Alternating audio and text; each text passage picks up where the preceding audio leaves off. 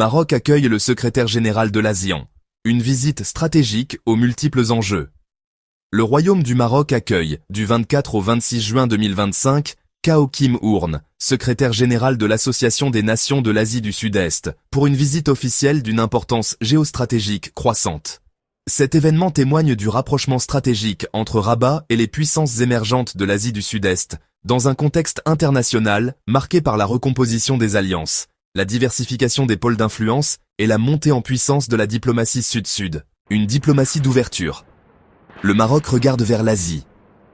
Depuis plusieurs années, le Maroc adopte une stratégie proactive de diversification diplomatique, sortant du schéma classique euro-méditerranéen pour renforcer ses liens avec des blocs régionaux clés. La visite de Kaokim Ourne à Rabat s'inscrit pleinement dans cette logique. L'ASEAN, qui regroupe 10 pays, Indonésie, Vietnam, Thaïlande, Singapour, Malaisie, Philippines, Brunei, Myanmar, Laos et Cambodge, représente une zone de plus de 680 millions d'habitants et constitue aujourd'hui l'un des pôles économiques les plus dynamiques au monde. La présence au Maroc du chef de cette organisation reflète une reconnaissance croissante du rôle du royaume comme passerelle entre l'Afrique, l'Europe et l'Asie, mais aussi comme un acteur stabilisateur dans un environnement international incertain, vers une coopération stratégique Maroc-ASEAN. Durant cette visite de 3 jours, Kaokim Ourne rencontrera plusieurs hauts responsables marocains, dont des membres du gouvernement, des chefs d'institutions économiques et diplomatiques, ainsi que des acteurs du secteur privé. Au cœur des discussions, le renforcement du dialogue politique, la promotion des échanges commerciaux, le développement de projets conjoints dans les énergies renouvelables, l'agriculture intelligente, la logistique, la connectivité et l'innovation technologique. Le Maroc, fort de ses accords de libre-échange avec plus de 50 pays et de son ancrage dans l'Union africaine, cherche à jouer un rôle de hub continental pour les investisseurs asiatiques désireux d'accéder aux marchés africains. L'ASEAN, de son côté, voit dans le Maroc une porte d'entrée stratégique vers l'Afrique de l'Ouest, le Sahel, mais aussi l'Europe grâce à la proximité du royaume avec l'Espagne, la France et l'Italie. Des intérêts convergents dans un monde multipolaire. La visite du secrétaire général de l'ASEAN au Maroc intervient à un moment clé de la géopolitique mondiale, où les puissances régionales cherchent à affirmer leur autonomie stratégique tout en consolidant de nouvelles alliances économiques et politiques. Le Maroc, sous l'impulsion du roi Mohamed VI, s'est imposé comme une puissance intermédiaire agile, capable de dialoguer avec tous les blocs tout en défendant ses intérêts fondamentaux, notamment la question du Sahara marocain, la sécurité énergétique et le développement durable. L'ASEAN, elle, cherche à élargir ses partenariats en dehors de son périmètre géographique habituel, pour limiter sa dépendance vis-à-vis des tensions sino-américaines et pour diversifier ses débouchés économiques. Une dynamique sud-sud en pleine expansion.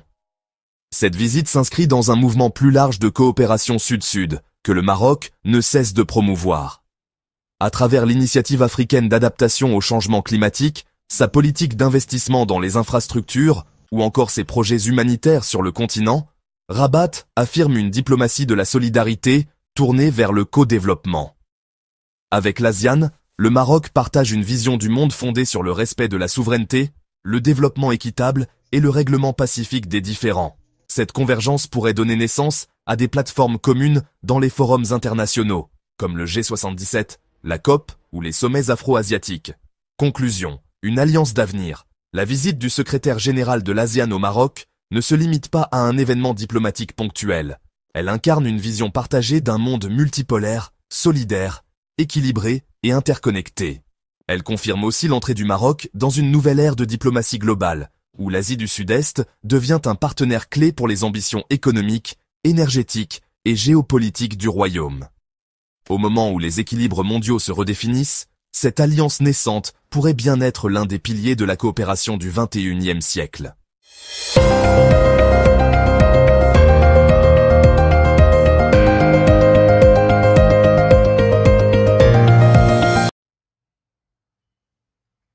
Dans un contexte mondial de redéfinition des chaînes de valeur industrielles et d'accélération des échanges sud-sud, la marque automobile chinoise Swest ou Southeast Motor fait une entrée remarquée sur le marché marocain. Cette implantation n'est pas qu'une simple opération commerciale, Elle s'inscrit dans un projet de transformation géoéconomique plus large, touchant à la fois à la coopération sino-marocaine, à la montée en puissance de l'Asie en Afrique et à l'évolution du modèle industriel du Maroc. Fondée en 1995 et basée à Fuzhou, dans la province de Fujian, Swiss Motor est le fruit d'une jointe venture entre China Motor Corporation, Fujian Motor Industry Group et l'incontournable Mitsubishi Motors. Fortement ancrée dans le marché asiatique, la marque a développé un savoir-faire reconnu dans les véhicules économiques, notamment les SUV urbains, les voitures compactes et les modèles adaptés à la conduite urbaine ou périurbaine. Son implantation au Maroc répond à plusieurs objectifs. Étendre sa présence en dehors du marché asiatique, accéder à de nouveaux marchés émergents où la demande en mobilité individuelle explose, et profiter du statut stratégique du Maroc comme pont entre l'Europe, l'Afrique et le Moyen-Orient. Avec une classe moyenne en croissance, une urbanisation rapide et une politique publique favorable à la modernisation des transports, le Maroc représente un marché à fort potentiel pour les constructeurs internationaux. En 2024, plus de 160 000 véhicules neufs ont été vendus dans le pays, dont une part croissante revient aux marques asiatiques. Swast arrive donc dans un contexte concurrentiel, mais où le segment des voitures accessibles, économiques et fiables, reste ouvert. À travers une stratégie tarifaire agressive, un design adapté aux jeunes consommateurs et un réseau de distribution en expansion, la marque ambitionne de capter une clientèle souvent négligée par les marques européennes ou premium. Cette dynamique accompagne, les ambitions géo-industrielles de Pékin, qui voit dans le Maroc un pays clé pour accéder au marché de l'Union africaine via la zone de libre-échange continentale africaine, la ZLECAf. Pékin souhaite aussi profiter des infrastructures marocaines modernes, comme Tanger Med, le réseau autoroutier, ou encore les zones franches industrielles. Enfin, l'idée est d'établir des bases logistiques de redistribution vers l'Afrique de l'Ouest. Sur le plan diplomatique, la présence de Swast vient, en fait, renforcer les liens stratégiques entre Rabat et Pékin. Depuis la signature d'un partenariat stratégique global en 2016, la Chine multiplie les initiatives économiques au Maroc.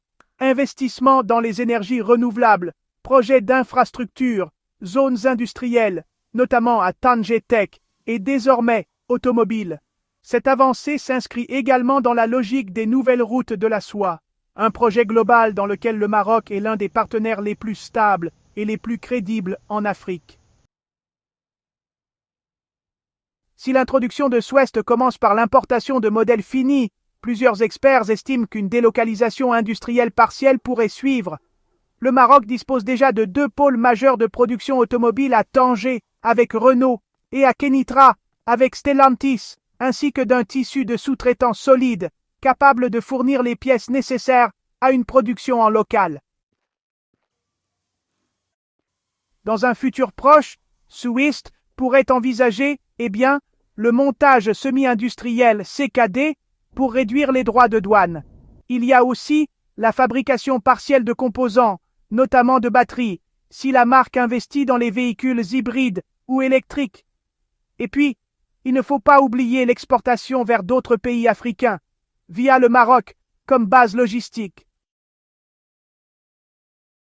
Pour les Marocains, l'arrivée de Swast signifie tout simplement plus de choix dans une gamme de prix accessibles. On parle aussi d'une concurrence accrue qui pourrait faire baisser les prix du marché. Et puis, un accès facilité à des modèles technologiques récents, notamment des SUV compacts, très prisés par les familles urbaines.